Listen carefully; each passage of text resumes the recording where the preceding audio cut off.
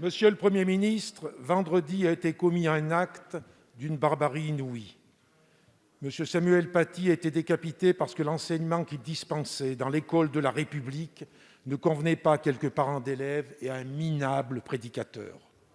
Des dénonciations qui sont parvenues jusqu'à un individu qui, au nom d'une idéologie islamiste, a commis l'impensable. Nous voulons dire à sa famille, à ses élèves, à tout le monde enseignant notre tristesse et notre entière solidarité dans l'épreuve, mais aussi notre colère. Les valeurs que Samuel Paty transmettait à ses élèves nous obligent. Elles nous obligent à la dignité. Pour cela, notre nation doit être unie. Unie au service de la paix et non pas au service de la haine, de la vengeance aveugle. Unie, sans instrumentalisation politique, mais avec lucidité. Elle nous oblige à défendre avec la plus grande ferveur la laïcité et au nom de ce principe avec lequel nous ne pouvons transiger, nous nous devons de respecter l'exercice de tous les cultes dès lors qu'ils se conforment aux lois de notre République. La mort de Samuel Paty nous oblige aussi auprès de tous les enseignants qui doivent pouvoir accomplir sans peur, mais avec les moyens nécessaires, la mission fondamentale que la nation leur a confiée, offrir à nos enfants l'émancipation par le savoir. Nous ne devons jamais accepter la moindre défaillance à cet égard, parce que partout, la République recule, l'obscurantisme progresse. Elle nous oblige enfin à endiguer l'emprise de l'islamisme politique, à éradiquer ce terrorisme abject dans le respect de règles et de l'État, mais sans concession. Le pire,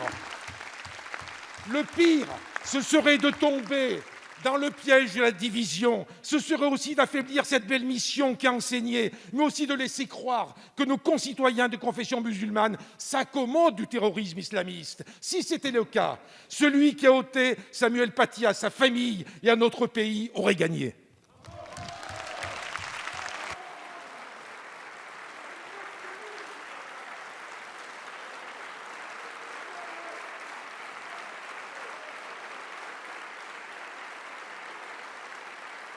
Merci, Monsieur le Président Chassaigne. La parole est à Monsieur le Premier ministre. Monsieur le Président, Mesdames et Messieurs les députés, cher Président Chassaigne, permettez-moi de vous féliciter pour vos propos, car je crois qu'ils sont tout simplement à la hauteur des circonstances que nous vivons. Ils sont à la hauteur des circonstances que nous vivons, car je sais bien qu'il est toujours simple de polémiquer. On polémique tout le temps, dans la crise sanitaire, dans la crise économique, dans la crise sécuritaire. Qu'est-ce qu'on cherche?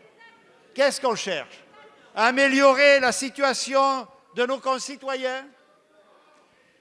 À trouver les réponses les plus adaptées?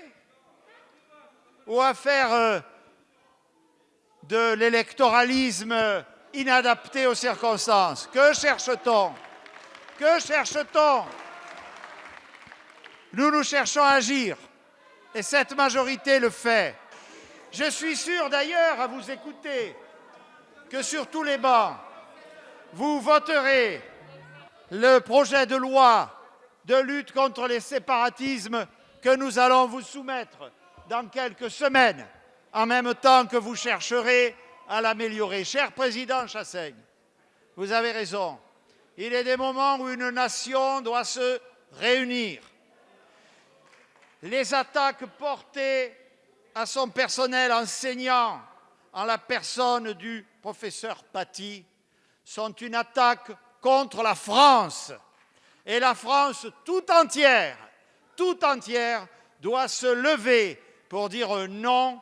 Et le gouvernement et l'État sont à la manœuvre pour mener ce combat contre l'islamisme radical. Et ce combat, nous le gagnerons.